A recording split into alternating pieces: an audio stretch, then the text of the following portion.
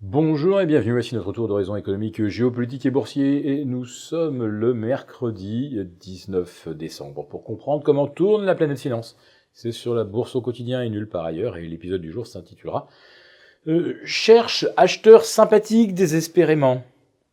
Ouais, où sont les acheteurs à 48 heures de la journée des 4 sorcières, qui va, on va dire, faire retentir le point d'orgue de cette année boursière. Parce que, après la séance de vendredi 21 décembre, il ne restera en fait que deux demi-séances avant le 31 décembre.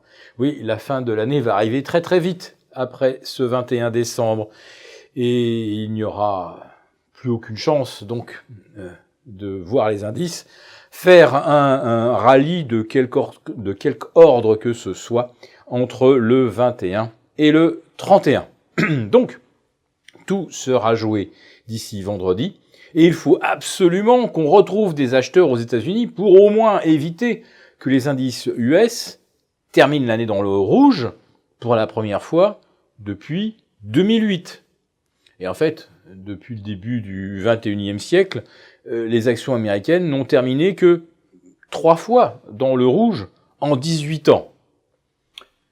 Mais là, ça va être quand même assez compliqué. On voit que les opérateurs sont prêts à tout balancer, à n'importe quel prix d'ailleurs. Regardez un peu le nouveau flash crack sur le pétrole hier soir à Wall Street, enfin sur le NYMEX.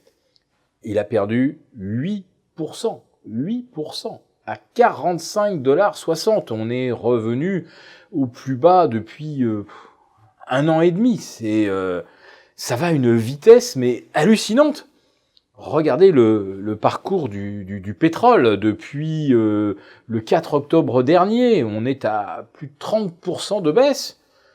Alors que sur les actions, au pire, on est aux alentours de moins 15 en Europe. Et puis, Wall Street, le Nasdaq vient juste de passer négatif sur l'année. Et il y a encore peut-être l'espoir de sauver les choses. Il reste 48 heures. Allez, après tout, quelques rachats à bon compte sur des pétrolières, sur des équipementiers auto qui sont à moins 50 depuis le début de l'année. On pourrait faire quelque chose, on pourrait donner un petit coup de pouce au marché. Mais oui, mais le problème, c'est qu'à 48 heures de la séance des 4 sorcières, on est en plein habillage de bilan.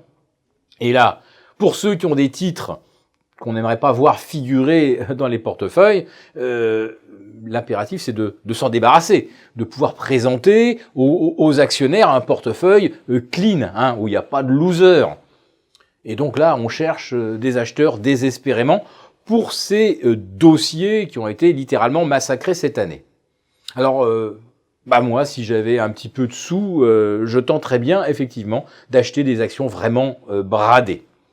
Tout en sachant qu'après un rebond technique qui va bien finir par arriver, derrière, la correction des marchés, en fait, depuis le 3 octobre, elle n'a fait que commencer.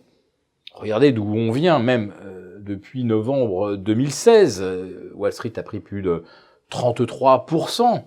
On en a reperdu quoi? Allez, on a reperdu 60% de ce qui a été gagné en l'espace d'1 an et demi.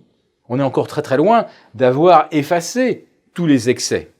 Et puis surtout, on voit se profiler pour début 2019 le mur de la dette. Qu'est-ce que c'est que ce mur de la dette? Eh bien, après le krach de 2008-2009, les entreprises se sont remises à emprunter. Et on arrive donc 10 ans après la crise, au printemps 2019. Et c'est là que de très très nombreuses échéances vont devoir être refinancées.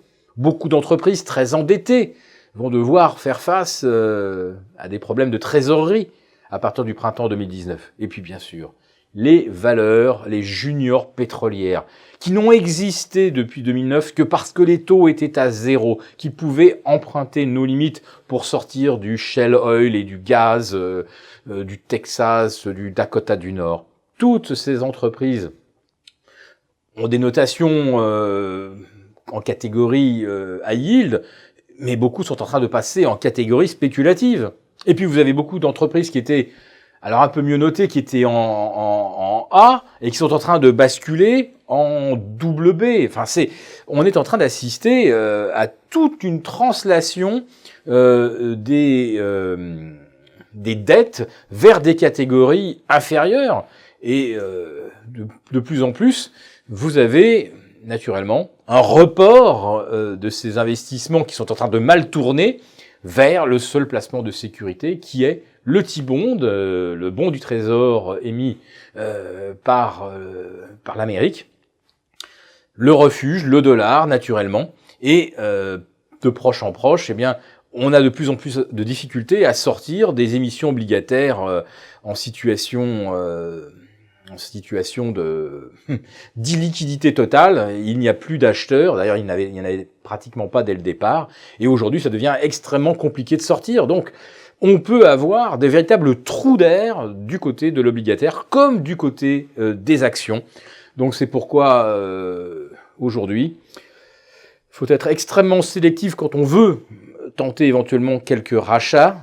Il faut faire attention de ne pas acheter des entreprises dont le niveau d'endettement et la structure d'endettement peut les exposer à des très très grandes difficultés dès le printemps 2019. Donc, ne jouez le rebond que d'entreprises qui ont peu de levier sur les marchés obligataires.